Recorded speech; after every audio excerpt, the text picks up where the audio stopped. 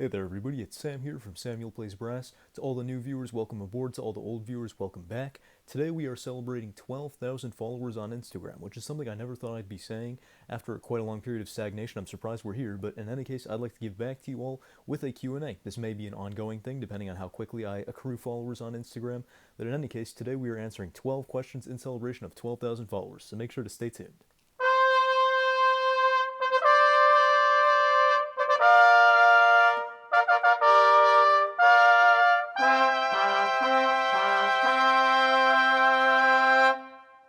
And without further ado, question number one comes to us from Trevo with very many O's, who asks, when did you start playing instruments and what was your first instrument? Well, my first instrument was the trumpet, and this fall I'll be coming up on 10 full years of trumpet playing. Now, I say playing rather loosely, as the first 2 or 3 years I wasn't devoted to the craft whatsoever, but in any case, it's a little crazy to think that for half of my total lifespan, all I've been playing the trumpet.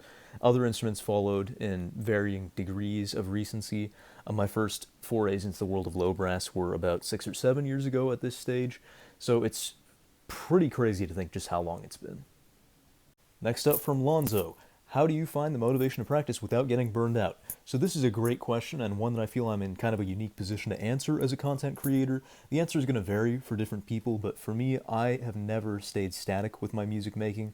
I'm constantly throwing new things at the wall to the point that I think I have problems staying on any one piece or concept in playing for very long.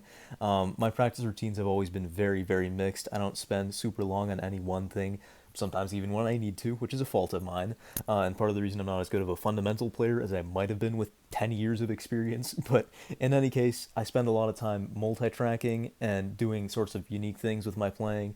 I'm constantly just giving myself new stuff to work on, and that's part of the way I keep it fresh. Also, the fact that I play multiple instruments, it came from a place of boredom and competitiveness, and it's just part of my music making now, so that's my roundabout answer. At number 3, MJ, the supposed loser, asks, how many instruments do you play? Now, this is a tough one, because how do you qualify or classify these instruments? You could say I play 5. I play trumpet, horn, trombone, euphonium/baritone, and tuba. But just how far do we go here? Trumpet is kind of a broad one, right? Because in that you have trumpet, cornet, and flugelhorn, all kind of part of the trumpet or high brass family. Within each of those, you have certain variations. For instance, I not only play the trumpet, but the B-flat trumpet, the C trumpet, the D and E flat trumpet, the piccolo trumpet in B flat and A. The list goes on. You can split it up as far as you want. I don't know. You do the math. It's really up to you. If I had to give a totally exhaustive list, right? How do you qualify these things, honestly? The one and only Luke PK, or Instrument Maniac on YouTube, says, congrats, man. Thank you, Luke. Any new instruments you want to learn in the next few years? Well, come to think of it, I have an unreleased project coming up that's brass and percussion, and having looked at the percussion parts for that, I've realized that some auxiliary percussion could be within my wheelhouse if the parts are simple enough. I could even start to compose for them a little bit and work them into my compositions. Just things like timpani, bass drum, triangle, nothing too major. I definitely cannot do drum set, but I feel like in the next few years, a little bit of percussion is something that I could reasonably grasp because I found it really adds a dimension to my multi-tracks, and it's something I'd really like to explore more. So I guess that's my answer for now. We'll see where that goes. Number 5, sort of in the same wheelhouse, comes to us from Nyan CS, who's also a YouTube commenter on here. I see you, homie. They ask, if you could play one woodwind instrument aside from tin whistle, what would you play? I'd be deciding somewhere between bass clarinet and bassoon, probably the former because the latter is just really tough to learn. But honestly, I just love the earthy tone of low woodwinds. Kind of in the same vein, if I had to play a string instrument, I'd play the cello. So you kind of see where my general preferences are. We're talking about the woodwind and string equivalents of the euphonium. I'm not a euphonium main, but between the lot of us, euphonium's kind of the most beautiful one. Number 6, Bunker_Camden comes to us with a very poignant question about what profession I'm going to school for and whether I plan on doing anything musical beyond school. Now, the reason this is poignant is because for those of you who don't know, I'm actually not a musician by trade. I'm in college currently in my sophomore year of my undergrad to become a mechanical engineer, and my career aspirations lie somewhere in the field of energy. I'd love to work in hydropower or solar, assuming those haven't been phased out too far. That's always a concern. But in any case, those are where my true career aspirations lie.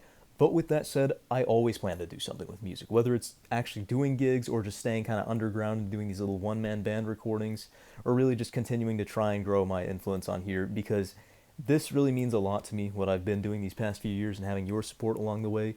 And honestly, anytime I don't play music for too long, all other aspects of my life suffer. Music is just a part of my soul and who I am, so even though I could never do it as a profession and it'd be far too stressful and I'd stop enjoying music as a whole, I really need that hobbyist aspect of it to continue having fun in life. Following on the same track, we have a question from Hobby A97. What motivated your musical journey, and where do you see yourself in 5 to 7 years? First of all, it's a very specific time frame. I'll do my best with it. The motivation for my musical journey has been kind of interesting over the years. It started out rooted in guilt. My middle school band teacher actually guilted me into my first few practices. I really hadn't taken the horn out of the case at all between band practices for my first 2 years, and it was obvious that I was kind of last chair in a section that didn't do chair tests. That was just how bad I was.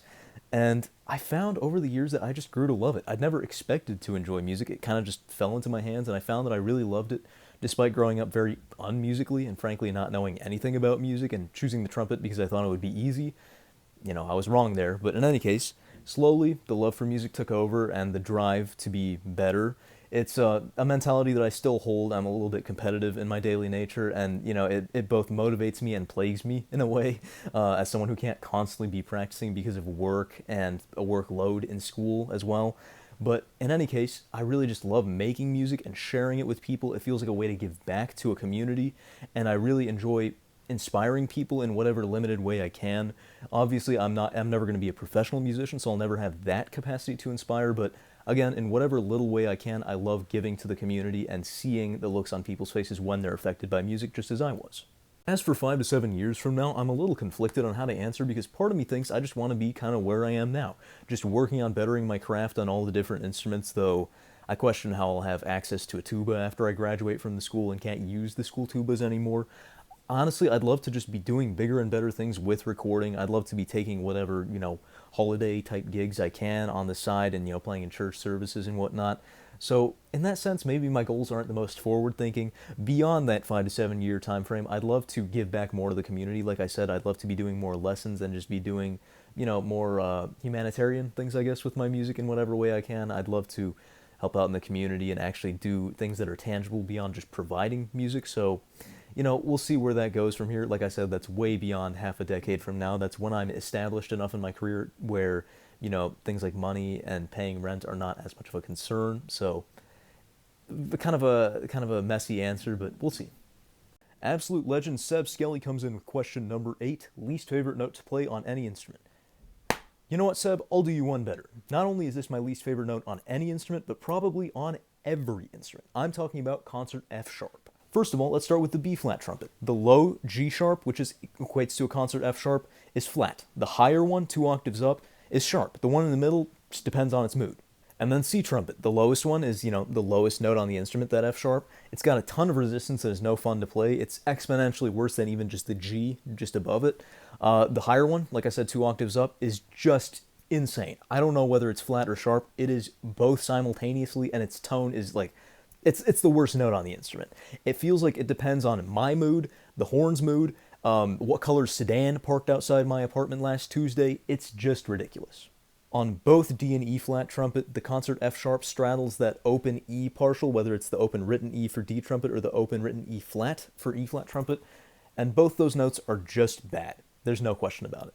On the horn, the low concert F sharp, whether you play it on 1-2-3 or trigger 2-3, is just a deplorable note. It wants to slot about 40 cents sharp regardless of fingering, and I just don't know how to get it to sit where it should sit. Most independent 2-valve bass trombones will have a second valve tuned to a G flat or F sharp, approximately. And I say approximately because in its natural state, the F sharp will be very sharp and you'll need to basically move out about a quarter of a position on all the notes. But if you pull the tuning slide out to basically half capacity and play with the F sharp in tune, now your 2 trigger D is completely off. So it's ridiculous either way. And you know what? I kind of haven't mentioned the real elephant in the room when it comes to trombone, and all trombones, not just bass trombone. Where is 5th position? And as for the higher octave, where is sharp 3rd? These answers seem to vary on every trombone on any given day. 3rd position, right where the bell is or just a hair closer depending on the trombone. 4th position, just past the bell. 6th position is kind of the end of my comfortable reach because I'm short. 7th position is the end of my reach, period. But you'll notice I skipped a number. That's because 5th is just in this uncanny valley somewhere. It's just a mystery and a guessing game every time. And like I said, that is the position that seems to have the most variability on any given trombone. It's just... Alright, I hope I've appropriately conveyed my hatred for the note F sharp. Next question, finally. Adam Hunt comes to us with question number 9, another one that'll take a little bit of unpacking. If you could only keep one horn and one mouthpiece, what would they be? Oh boy, so we'll tackle mouthpiece first, because that's a little bit easier. I'm a brand ambassador for Carl Hammond, and their 3L is absolutely awesome. It's a superbly balanced mouthpiece. Intonation tendencies are great across the board. The sound is in a place on the compass where you can pretty much do anything on the tonal spectrum with it, so it's really, really cool in that regard. I honestly did not consult Carl Hammond himself at all before I selected my mouthpiece because I was kind of headstrong and I knew exactly what I wanted, and it turned out to be a very lucky pick. The sizing is great for me, and it's based very closely on my Vincent Bach 1.5A for trumpet. In 4 years of playing on this mouthpiece, there's just been nothing at all that's been able to unseat it for the top spot. I keep trying different things from various makers, a lot of Bach mouthpieces as well, and I just always think that this mouthpiece kind of outperforms them all for me. It's an unorthodox size for sure, especially for trumpet versus cornet. On cornet, it's a more acceptable size. But honestly, despite how non-standard it is, I just find myself gravitating back towards it no matter what. As far as horns go, I'm very partial to the versatility of E-flat D trumpets. I think they're very much slept on. This Bach 239 has a huge sound and a huge range. If I could just hack a fourth valve onto it or something, then I'd basically have all the range I need, at least for C trumpet and more or less for B-flat trumpet with some, slide jimmying involved. But in any case, this is a really versatile horn with a huge sound. It's a lot of fun to play, although I do need to kind of develop my chops on it a little bit because E-flat does take a unique set of chops. Aside from E-flat, it does have the D extension slide, so you kind of have two horns in one and can play in any of the 12 keys, no matter how ungodly. The trouble is, if I were to keep my Hammond, part of the terms of my agreement with Adam would have to be keeping my Getzen cornet to trumpet adapter so I can actually make it work for me. There's also a temptation to say that I'd like to keep my ACB doubler flugelhorn and Dennis Wick too. Unfortunately, in American culture, this is just the objectively incorrect answer because the flugelhorn sees very, very little use, and I just would not be able to do everything I need to do. But that said, it is just such a fun combination to play on, so very warm and rich and resonant, and just the glow that the room fills up with when I play this horn is really something remarkable. Question from an IRL buddy. This is from my good friend Ross, who asks, Dream collab? If I'm honest, in the years 2020 and 2021, I really just burned myself out on Instagram projects and just completely sickened myself with the whole thing.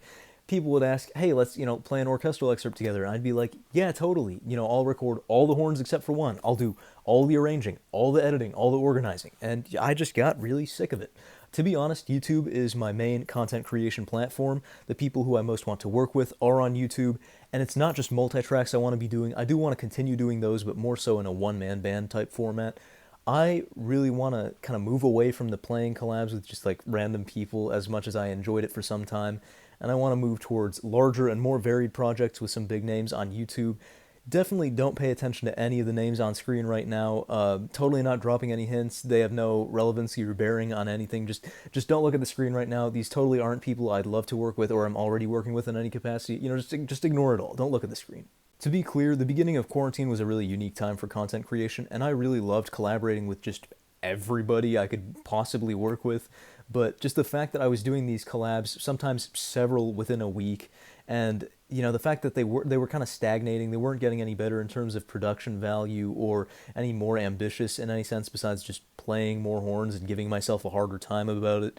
I just really got bored of that style of content creation, and I realized multi-tracks don't have as much of a niche on YouTube, and I wasn't feeling as fulfilled from them maybe as I was, a year prior, so that's why we're trying to move on to bigger and better things. Robert Mai, who does a lot of really cool multi-tracks on Instagram, asks, what is your preferred brand and size of piccolo trumpet mouthpiece?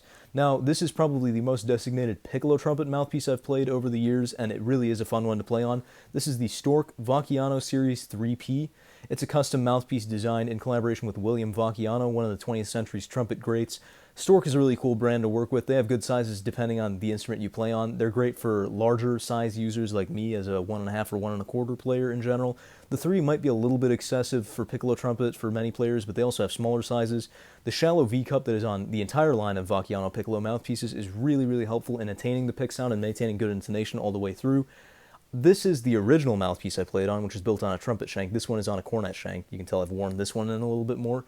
But they're both really great. There's no huge differences between the two. Neither is any more revolutionary than the other. They're just really fun to play on in general. And coming up, we have a second endorsement for the Stork 3P because JF Music Box, or the Brass Pedagogue on YouTube, asks what mouthpiece I use on the E-flat or D trumpet. And again, the Stork 3P just affords this instrument the best intonation and slotting I've been able to find so far. It's not ideal because it gives the instrument a more clarion-like sound quality for when you're trying to blend with piccolo trumpets. I'm still on the lookout for a mouthpiece that makes this blend with the bigger horns, the C and the B flat trumpets, a little bit better. I'd like something bigger and deeper, to be honest, but I guess I just haven't really found anything that makes it respond as well as the Stork, so until I find another choice, the Stork again. And with that, that was your top 12 questions in celebration of 12,000 Instagram followers. Make sure to give me a follow on there at Samuel Plays Brass if you want to see more content like this, since it's kind of predicated on follower count. And you'll also have a shot that way at asking the actual questions and being a part of the video. So in any case, if you enjoyed this one, make sure to leave a like down below and consider subscribing to the channel. It varies based on the month, but pretty much on any given month, basically 5 out of every 6 of my viewers are actually not subscribed. So if you did, it'd help out a lot. It keeps me motivated to make this type of content for you, and I love to see new faces as part of the club. It's a cool place to be, and we got plenty more cool stuff coming down the pipeline. Thanks again for watching, and until next time, we'll see you on the flip side.